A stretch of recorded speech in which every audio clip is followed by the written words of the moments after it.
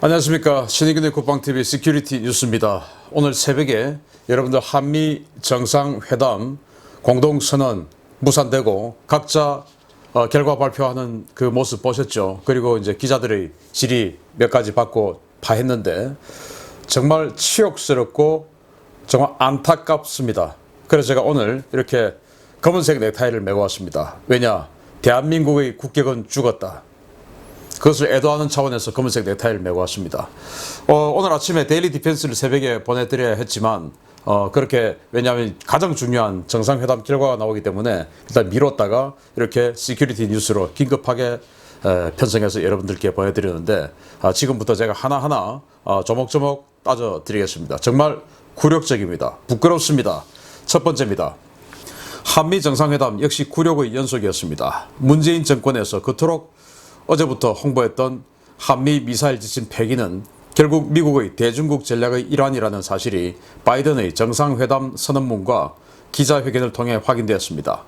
정상회담 도입 후 첫 행사로 중공군과 맞서 싸우다 부상을 입은 한국전 참전 용사에 대한 명예훈장 수여식을 가지며 문재인을 곤혹스럽게 만든 바이든이 이번 정상회담을 통해 완전히 코를 꿰는 모양새입니다.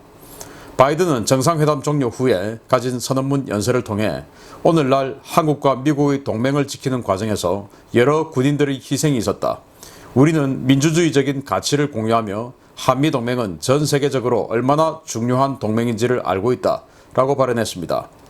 그는 한미동맹 파트너 관계는 한반도의 문제만 아우르는 것이 아니라 지역적인 또 글로벌한 문제를 다루고 있다. 라며 한미 안보동맹이 단순히 북한만을 겨냥한 것이 아니라 는 점을 분명히 했고 이 과정에서 중국 문제를 들고 나왔습니다.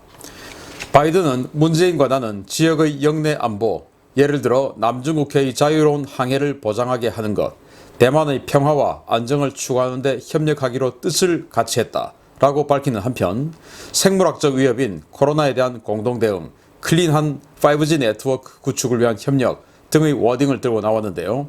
바이든의 이러한 발언에 대해 문재인은 곧바로 대만 관련해서는 그러한 압박은 받지 않았다 라고 말을 돌리며 중국 문제에 있어 바이든과 심각한 입장 차이를 가지고 있음을 드러냈습니다.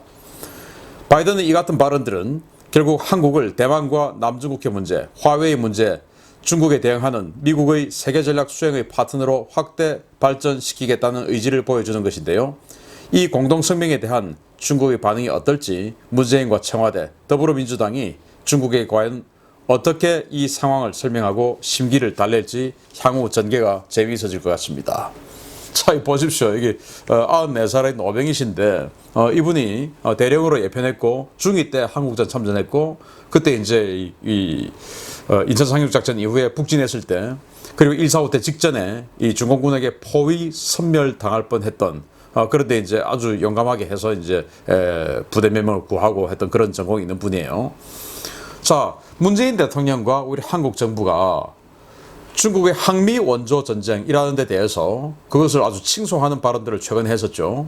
자, 여기에 대해서 그동안 한국과 미국은 자유민주주의를 지키기 위해서 피를 같이 흘렸다. 즉, 중공에 맞서 싸웠다. 라고 이야기를 하면서 그 북한군하고 싸워서 부상을 입은 사람이 아니라 중공군하고 싸워서 부상 입은 분을 모시고 와서 이렇게 문재인 대통령을 꿇어앉게 만들고 사진을 찍었죠. 근데 좀 꿇어앉더라도 이렇게 바이든처럼 좀 당당하게 좀 앉았으면 될 텐데 왜 이렇게 쭈그리고 앉았는지 모르겠어요. 아무튼 그 미국에 입국할 때부터 아무도 영접 나오지 않고 그 해당 부대장이죠. 대령. 그 사람만 나와가지고 인사하고 이런 상황이었어요. 레드카펫도 셀프로 깔고 미국에서 깔아주지도 아니 뭐 안 깔아주면 안 깔고 그냥 내려가면 되지. 스가 총리처럼 실무 방문이니까 그런 의전 안 한다 이거예요. 그러면은 그런 의전 안 하면 안 하는 대로 이건 실무 방문이니까 그거 안 했다 라고 솔직히 이야기하면 되지. 뭐 굳이 우리 국민들에게 내가 대우받고 있는 것처럼 보여주기 위해서 비행기에 싣고 간 우리 한국제 카펫 셀프로 깔아가지고 그걸 합니까? 정말 남사스럽죠. 그리고 이 김정숙 여사를 오지 마라고 했죠. 방역 문제 때문에 라고 이야기를 했지만 나중에 이제 우리 국내 언론 또 좌파들이 아니 그 질 바이든 그 영부인은 교수하고 이렇게 투잡을 뛰는 사람이기 때문에 다른 일정이 있어서 그 교수 관련 일정이 있어서 못하는 거야. 그래서 김정숙 여사 안 오는 게 낫겠다라고 한 거야. 라고 했지만 아니 교수들이 무슨 주말에 무슨 일을 합니까? 웃기는 소리 하고 있죠. 그런데 그렇게 교수 일을 하기 위해서 다른 일정이 있다고 한 그 질 바이든이 백악관에서 문재인 대통령 영접하러 나왔습니다. 그게 무슨 뜻입니까? 나 영접은 해주겠는데 김정숙이 하고 시간은 그 이제 정상회담 할 때 그 시간을 영부인끼리 보내줘야 되거든요. 나 그건 하기 싫다. 이거 아닙니까? 참 정말 그 굴욕적인 그런 장면이었는데, 자 여기에서 지금 이 바이든 대통령이 연설한 것 이걸 들어보면 중국 문제에 같이 협력하기로 했다. 뜻을 같이 했다. 이렇게 이야기를 했어요.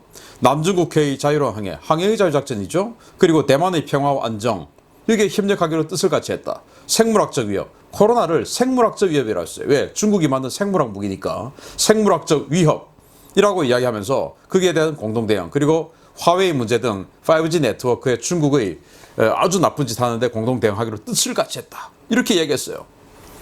이제 여기에 대해서 상전인 중국에 가서 도대체 뭐라고 조아릴지 모르겠습니다. 그냥 뜻을 같이 했다. 니들 나쁘잖아. 라고 해야 되는데 그러지 못하겠죠, 이 사람들은. 아무튼 중국 때문에 중국에게는 이렇게 엄청나게 이제 코가 딱 껴서 도저히 어떻게 할 수 없는 이제 이런 상황을 맞닥뜨렸고, 여기에 대해서 만약에 중국에 가서 아니 바이든이 거짓말한 거야, 또는 아니 그게 아니고 이렇게 한다면 바이든이 또 미국이 그걸 듣고 보고받겠죠. 엄청난 보복이 들어올 겁니다. 그래서 지금 이러지도 못하고 저러지도 못하고 완전히 외통수 맞은 정상회담이 되어버렸습니다. 그리고 두 번째, 북한 관련한 건데요. 한미 간의 시각 차이는 북한 문제에 있어서도 여실히 드러났습니다. 문재인 대통령은 싱가포르 선언 계승과 대화를 통한 점진적이고 평화적인 해결을 주장했지만, 바이든은 북한이 실제 유의미한 행동을 보이지 않으면 만나지 않겠다고 분명히 선을 그었습니다. 이번 정상회담에서 양국이 공동선언을 채택할 것이고, 싱가포르 선언은 물론 판문점 선언에 대한 존중과 계승이 이루어질 것이라는 청와대 피셜의 보도 광범위하게 나왔었는데요. 결국 모두 거짓말이었습니다.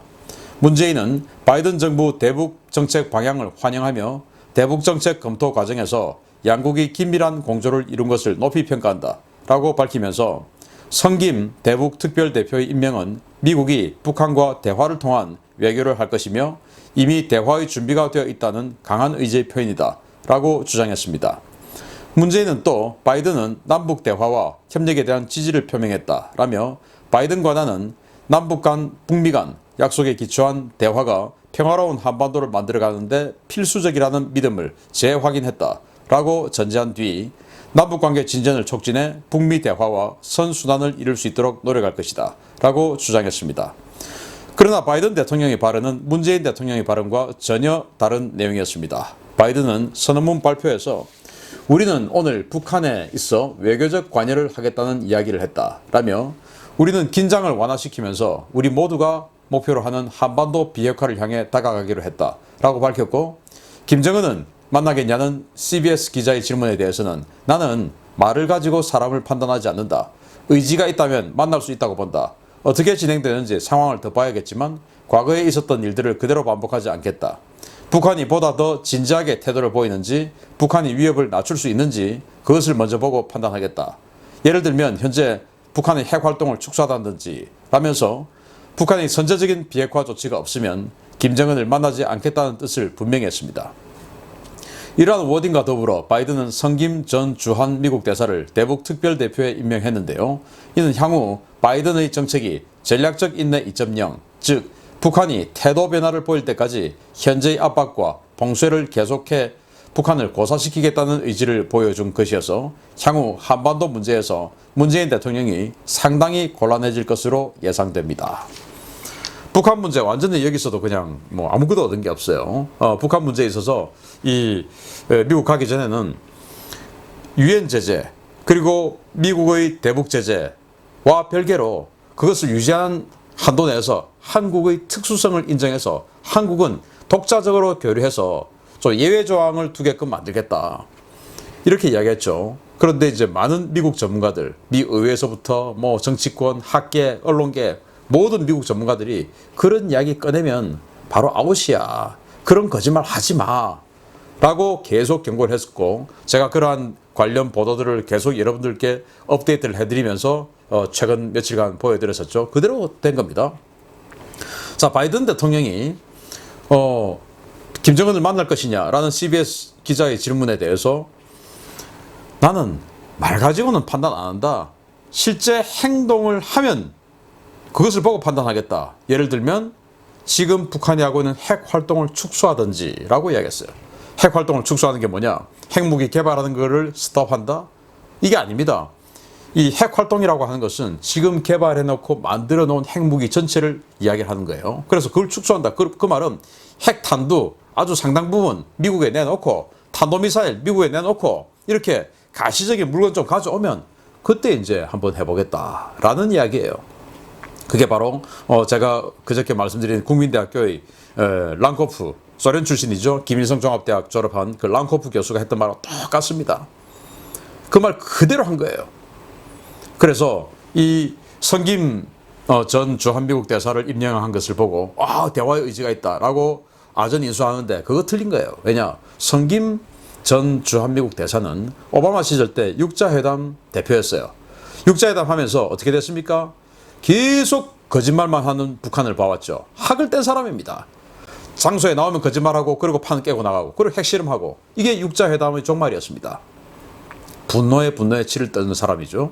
그리고는 이제 주한미국 대사를 했고 그리고는 이제 트럼프 시대에도 또 중용을 받아서 필리핀 대사를 했습니다.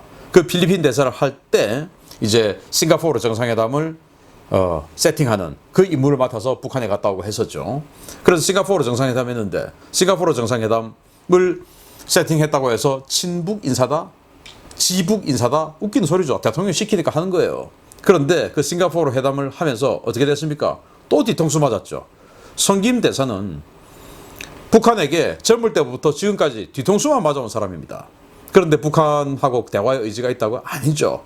오바마 시대 때 육자회담 대표했지만 오바마 시대 때의 북한 관련 정책이 뭐였습니까? 전략적 인내. 즉 계속 압박하겠다. 그리고 지금 이 상황도 계속 뒤통수를 맞은 성김을 임명함으로써 그 압박을 유지하겠다. 즉 전략적 인내 2.0 압박 유지다. 그리고 문재인 대통령이 자기 스스로 우리는 예외조항 인정해 주기로 했다. 못했죠. 그 말은 북한에 대한 지원 전혀 하지 못하게 되었다. 유지되고 있다. 그런데 말은 아주 포괄적으로 이렇게 하니까 무슨 말인지 모르게 그렇게 하는데 결국 그 말을 다 해석해 보면 북한에 대해서 지금까지 해왔던 것처럼 우리는 아무것도 못한다. 그 말입니다. 단지 미국이 대화 좀 해주길 기대하는데 미국의 입장은 행동하면 해주겠다 이겁니다. 행동하면 핵무기와 핵탄두와 탄도미사일 수십 발씩 미국에 딱 갖다 주면 그러면 한번 만나주겠다. 이게 바이든의 워딩이었어요. 오늘 이 정상회담에서 공동선언문 채택을 못했습니다. 이 정상회담 마치고 새벽에 그 언론들이 계속 속보를 냈었죠. 곧 정상선언문 채택할 듯 낭독할 듯 이렇게 했는데 못했죠. 왜? 같이 의견을 합의를 못했으니까. 그러니까 그냥 너는 너 말대로 하고 나는 내 말대로 할게. 그 대신 크게 틀을 벗어나는 소리는 하면 안 돼. 이제 이거죠. 그래서 바이든 대통령은 그냥 딱 합의한 대로 대화 나눈 대로 다 이야기를 한 것 같고 문재인 대통령은 그냥 아주 모든 것을 두리뭉술하게 이야기만 하고 말았죠. 왜? 틀을 벗어나면 안 되니까. 자, 다음은 여러분들이 정말 기대하고 또 좌파 언론들도 또 좌파들도 아주 기대하지 않았던 백신 문제입니다. 우리도 사실 기대했죠. 그렇게 해서 우리들도 다 안전해지길 바랬는데 너무나 부끄럽고 참담한 실적을 냈습니다. 백신. 이야, 어떻게 이럴 수가 있습니까? 세 번째입니다. 정상회담 직전까지 문재인 대통령이 미국에서 대규모 백신을 가져올 수 있을 것이라는 보도가 정말 많았는데요. 250억 달러, 한화 28조 원을 투자하고 얻어낸 백신은 한국군용 한정 약 55만 개가 전부였습니다. 정부와 여당이 이번 정상회담에서 최대 이슈 중 하나로 들고 나왔던 것이 바로 백신 지원 문제였습니다. 바로 어제까지만 하더라도 미국이 기존의 6천만 회분에 더해 2천만 회분을 추가로 해외에 지원할 것인데 이 물량 중에 상당수를 우리가 가져올 수 있을 것처럼 이야기하며 반도체 그리고 백신의 빅딜을 주장하던 정부와 여당, 결과는 역대급으로 손해보는 대구력 딜이었습니다. 문재인 대통령은 선언문 낭독에서 미국의 선진 기술과 한국의 생산 역량을 결합한 한미 백신 글로벌 포괄적 파트너십을 구축하기로 했다라며 양국의 협력은 전 세계 백신 공급을 늘려 코로나의 완전 종식을 앞당기는 데 기여할 것이다 라고 밝히며 스스로도 미국으로부터 백신 직접 지원을 받아내는데 실패했다는 것을 자인했습니다. 바이든 대통령은 정상회담 후 선언문 낭독에서 우리는 백신 파트너십을 체결했고 이로써 보다 효율적이고 안전하게 백신 생산을 앞당기도록 했다. 글로벌 백신 조달을 더 빠르게 증대시킬 수 있도록 했다 라고 밝혔는데요. 이는 정상회담 훨씬 전에 삼성바이오로직스, SK바이오사이언스가 각각 모더나와 노바백스와 합의한 백신 기술 이전 연장 및 위탁 생산을 이야기하는 것이어서 이번 정상회담 성과와는 전혀 무관한 내용입니다. 바이든은 이후 기자회견에서 한국에는 미군과 긴밀하게 접촉하는 55만 명의 육해 공군이 있다. 우리는 미군과 정기적으로 관여하는 모든 55만 명의 한국 군인에게 완전한 백신 접종을 제공할 것이다 라며 그것은 한국군을 위한 것일 뿐만 아니라 미군을 위한 것이다 라고 분명히 밝혔습니다. 바이든의 이러한 발표는 이번 백신 지원이 주한 미군의 안전을 위해 결정된 사안이라는 점을 분명히 하고 있는데요. 이럴 거면 도대체 왜 대기업들을 미국까지 끌고 가서 250억 달러에 달하는 천문학적인 투자와 수만 개의 일자리를 넘겨주고 왔는지 문재인의 외교 실패에 대한 성토가 이어질 것으로 예상됩니다. 삼성, LG, SK 이런 대기업들 대규모로 끌고 가가지고 멱살 잡고 끌고 왔죠. 그리고는 지원해줘. 거기에 얼마나 양질의 연봉 1억짜리 양질의 그 일자리가 수만 개가 지금 따라간 겁니다. 28조 원. 처음에 우리 언론에서 40조 원이라고 했는데 바이든 대통령이 250억 달러라고 직접 워딩을 했어요. 이제 그 말은 한 28조 원에서 29조 원 정도 되죠. 그래서 그 돈을 주고 가져온 게 뭐냐? 한국군용 백신이다. 그래서 지금 언론에 마치 그 55만 개 백신을 받은 게 대단한 것처럼 다 모든 언론이 지금 그걸 내고 있던데 웃기는 소리입니다. 자, 지금 한국군 55만 명 중에서 10만 명의 장교들이 이미 백신을 아스트라제네카 백신 맞았습니다. 제가 알고 있는 장교들도 많이 맞았어요. 그리고 지금 그 30세 이하의 또 장병들에게 지금 화이자 백신 맞히고 있습니다. 그러면은 기존에 10만 명 맞은 거 빼고 그러면 45만 그리고 지금 맞는 거 빼면은 40만 개예요. 40만 개. 55만 개도 아니고 사실은 40만 개예요. 자, 그러면은 그 40만 개 얼마입니까? 화이자 한 명분이 25달러예요. 100만 달러 받아온 겁니다. 12억, 11억, 28조 원 갖다 퍼주고 일자리 수만 개 갖다 퍼주고 100만 달러 받아온 겁니다. 100만 달러. 100만 달러 제가 신인규 국방TV에서 모금해도 100만 달러 모으겠습니다. 우리 이 수많은 애국 시민들이. 그렇지 않습니까? 우리 84만 신인규 국방TV 이 애국 시민들 100만 달러 못 모으겠습니까? 우리 대한민국을 위해서 우리 장병들 다 안전을 위해서 맞춰주자. 우리가 모금합시다 하면 할 수 있습니다. 대통령이 28조 원이나 퍼주고 일자리 수만 개 퍼주고 얻어온 게 겨우 100만 달러입니다. 치욕스럽지 않습니까? 이게 대한민국의 능력이고 현실입니다. 오죽 그동안 4년 동안 미국을 얼마나 이갈리게 만들었으면 이렇게 하나도 얻어내지 못하는 정상회담. 여기에 좌파들은 윤건영 이야기하면서 그러죠. 첫 만남부터 어떻게 모든 것을 다 하냐.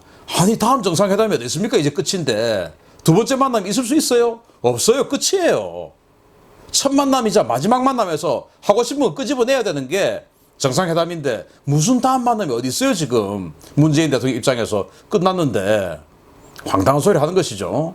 우리 댓글에도 좌파들 좌표 찍고 들어온 좌파들 많은데 첫 만남부터 어쩌고저쩌고 두 번째 만남 언제 있을지 한번 보겠습니다. 있을 수 없어요. 바이든 대통령 해외 순방도 안 하는데 무슨 두 번째 만남이 있습니까? 이렇게 정상회담이랍시고 우리 대한민국의 국익을 왕창 퍼주고 중국에게는 앞으로 가서 완전히 그냥 양 싸대기로 뺨 맞을 그런 합의해오고 또 가서 또 거짓말 해야 되고 또 거짓말 한다고 또 미국에 또 두드려 맞을 것이고 그렇게 해주고 싶은 북한 관련해서는 아무것도 얻은 거 없고 핵무기 몇 발 주지 않으면 안 만나줄 거야 라는 바이든의 정확한 워딩만 들었고 그걸 전부 이제 거짓말하고 있고 한미 미사일 지침 그거 중국 때리라고 해주는 겁니다. 어차피 800km는 북한은 우리 다 때릴 수 있어요. 중국 때리라고 하는 겁니다. 그것도 문재인 정부 너 말고 다음 정부, 지금부터 개발해서 다음 정부가 사용할 수 있게끔 미리 좀 해놔. 그겁니다. 정말 치욕스러운 한미 정상회담. 그리고 지금 이 언론들이 또 정치권의 이 정부의 눈치를 볼 수밖에 없는 이 언론들이, 그중에서 보수 언론들도 마치 이 정상회담이 뭐 성과가 좀 있는 것처럼 이렇게 포장할 수 있는데, 이 시대기대 국방TV 오늘 이 분석을 보시고 정말 참담하다. 그리고 언론들이 하는 말 전부 거짓말이다. 저는 계속 그 속보를 보고 실제로 그 정상회담의 공동선언물 다 직접 보고 지금 분석을 하는 것이기 때문에 그 언론들 말 믿으시면 안 됩니다. 그리고 앞으로 미국에서 이 정상회담 이후에 터져나오는 각각의 목소리들 다 여러분들께 전달해 드리도록 하겠고요. 오늘 한미 정상회담이었는데 미국 측 기자들의 질문은 이스라엘 관련이었습니다. 바이든의 멘트도 이스라엘 관련이 더 많았습니다. 얘들은 관심 없다 이거예요. 정말 부끄럽습니다. 대한민국 어쩌다가 이렇게 됐습니까? 우리가 노력해서 다시 대한민국을 세계 우뚝 서게 만들어야 되겠습니다. 이 사람들은 안 되겠죠. 부끄럽습니다. 마치겠습니다. 감사합니다.